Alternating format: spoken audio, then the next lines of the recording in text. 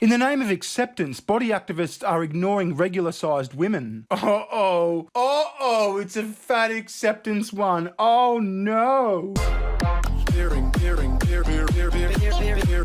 Night vision binoculars are the hottest gadgets on the market right now, but they're also essential for low light situations. Preppers turn to night vision binoculars for night hunting, watching nightlife, scenic viewing, surveillance, patrol detection, home protection and more. Some current industry favourites are Night Watch Pros. Night Watch Pros are top-rated entry-level night vision binoculars, and my personal favourites. These futuristic binoculars allow you to see and record 4K video, hundreds of yards away in total darkness with predator-like vision. Use the ultra-bright display to zoom in up to 5 times, and enjoy anti-shake technology for a crystal clear picture. It's no wonder tens of thousands of preppers are grabbing these for their arsenal. See in total darkness using predator-like vision with Night Watch Pros. Get Night Watch Pros for up to 60% off this month by going to nightwatchpro.com or clicking the link below. For YouTube mobile users, click the More button below to find the link as well. See in the dark with 5 times zoom and record in 4K with Night Watch Pro. So the New York Times says, remember when the heroin chic look reigned supreme? When girls looked up to Kate Moss, who told them in 2009 that nothing tastes as good as skinny feels? When rail-thin runway models ruled the world and young women starved themselves to attain the ideal 00 frame? Society had a problem, and so body positivity activists arrived, agitating for a solution that included a broader definition of beauty. Broader, like Lizzo here. Now that's what I call broader. Barbie made a curvy doll so little girls could see a realistic representation of womanhood, and although the fashion industry still insisted on sample-sized models, society at large turned its back on the pale. The sunken-eyed look of starvation that dominated the 90s. Even Kate Moss recanted her mantra. The moderate healthy middle is almost glaringly omitted. And yeah, I agree with that. There's something wrong with being too thin, and there's something wrong with being too fat. So why not just be in the middle? Like me. I'd say I'm like, upper middle. Like middle plus. Not fat, not obese, just middle plus. And so yet another generation of young girls are being bombarded with unhealthy representations of the female body, just this time with 2 opposing extremes instead of one. Of course, the body positivity movement was necessary and well-intentioned, but no human being should be made to hate their body because it doesn't fit some attainable standard. But like many social movements before it, successive waves have become more and more radical. The New York Post is making sense here. Too thin is too thin, too fat is too fat. And this chick, Tess Holliday, on the Cosmopolitan cover, is too fat. Now I thought I'd just use the start of this article as a prelude into a few examples of the fat acceptance movement I found on TikTok. Here we go, ladies and gentlemen, brace yourself. I'm truly loving how the fat acceptance movement allows people to grow. Aha! I think you did your growing by yourself. The fat acceptance movement is just your excuse for that growth. Because it's not only teaching people that health and body size are not direct corollaries, which is true, but also the bigger point, which is that health is not a requirement for people to be deserving of respect or equality. We hear this issue come up all the time in conversations around fatness where people say things like, well, so long as you're healthy, which is basically to say that if a fat person does not have the privilege of health, then they deserve abuse and discrimination, whereas I as a healthy fat person don't, which is just nonsense. Understanding this is important because it's extremely tempting in the face of prejudice to cling to the health that we experience and try to present it as a representation of our moral value in an attempt to try to alleviate some of the pain that fat phobia brings. But when we do that, we are unintentionally, or sometimes intentionally, taking fat people who do not experience health and throwing them under the bus. Oh, I'm going to say lots of words to convince you that me being super fat is totally healthy because of, the words. I'll be honest, I didn't listen to any of that. Fat phobic this, fat phobia that. Just try a couple of salads. You don't have to be perfect, but you're not going to convince me with words that you're healthy. Cute outfits and fat rhetoric, part 3. Oh no, it's one of the really jolly ones. Which, fair play, you be happy. You be as happy as you want. But it's just kind of cringe when that jolliness is centered on you wearing 3 sets of curtains from the late 1960s sewn together. You know what I mean? You get that vibe?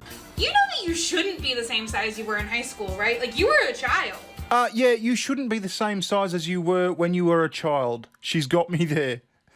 They make fat bikinis. They expect fat people to wear them. Yeah, that's like a chicken, egg, horse, cart sort of thing. They make fat bikinis because there's fat people. You shouldn't become a fat person because they make fat bikinis. Your eating disorder should have been treated, not praised. You're allowed to have seconds. Just because they're related to you does not make their opinion about your body correct. I don't care if it's flattering. I'm not glorifying anything by simply existing. You know you don't need to lose weight to find a partner, right? Fat people get married all the time. Take up some damn space. You know what tastes better than kale? Having a healthy relationship with food. Stop apologizing for your body. You deserve to feel pretty. Yeah, I didn't know what to say with all those last ones, but hey, at least she was a happy fat. She wasn't like a bitter fat. You know the bitter fats? It never fails that anytime I talk about my eating disorder or all the things I used to do to lose weight, at least one person will pop their head out of the ground just to say, you know, you can lose weight in a healthy way. It doesn't need to be so extreme. Yeah, it doesn't need to be extreme. Just eat less. I mean, exercise is good too, but it's mostly about just eating less. And I don't know how else to explain that for me and for many, many other people, that is simply untrue. Because the second I start ignoring my body's cues, it's over.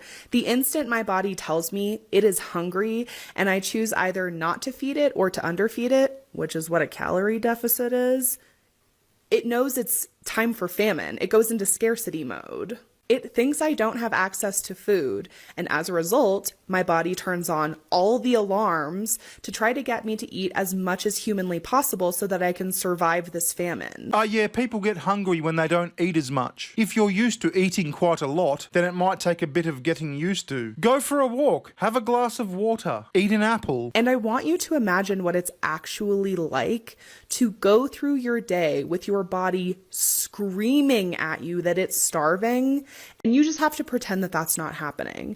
It's consuming all of your thought space and all of your energy, but you just have to pretend it's not real. Yeah, it's a bitch that. It's the same as recovering crackheads, heroin addicts, alcoholics. There is no way to casually pursue weight loss when you're in that state. The behaviors have to be extreme because it's an extreme situation. So when people talk about how weight loss is not an option for them or weight loss is harmful for them, just believe them.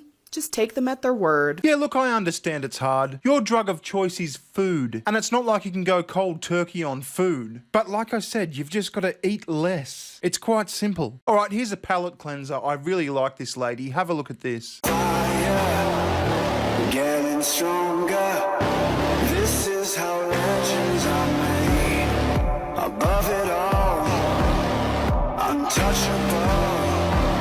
A new animal. This is how legends are made.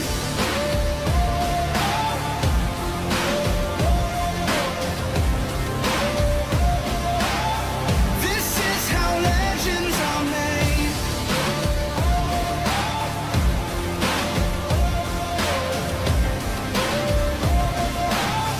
This is how legends are made. See what I mean? What a champion. Lovely old duck put the effort in, lost the weight, now she looks all happy and shit. Now here's one to drag you right down. I actually did a video on this lady years ago when she did a TED talk. Yeah, it's interesting that you've just assumed that I eat bad food because of No, my no, I'd like size. to know, because if you're really healthy, do you have any joint issues, or so you're completely... I swim 2.5 kilometres a day. X'd out. I walk, I exercise all the time. I am in a synchronised swimming team, and I really resent the fact that I have to actually justify my existence.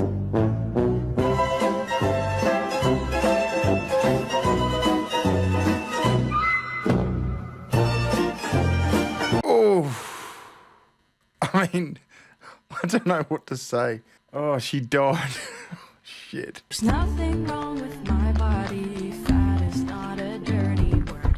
If my body tells me something, I will make sure it is heard. If my body is a vessel, I will give it what it needs. I will not betray my body, no matter what they think of me. All right. Right, well that was fun. What are you having for dinner? I'm going to have a piece of lean meat and some salad, and then maybe a large lasagna, and some fucking soda, and then 2 punnets of ice cream for dessert. Cause I deserve it. But remember, if you find yourself eating expired cake out of a dumpster, you've gone too far. What are your thoughts? Leave them down below or at my super duper gay half step brother-in-law's Twitter account, bskills. I'll see you in the next one, fatties. Recession! Give me better times, give me better times. Recession!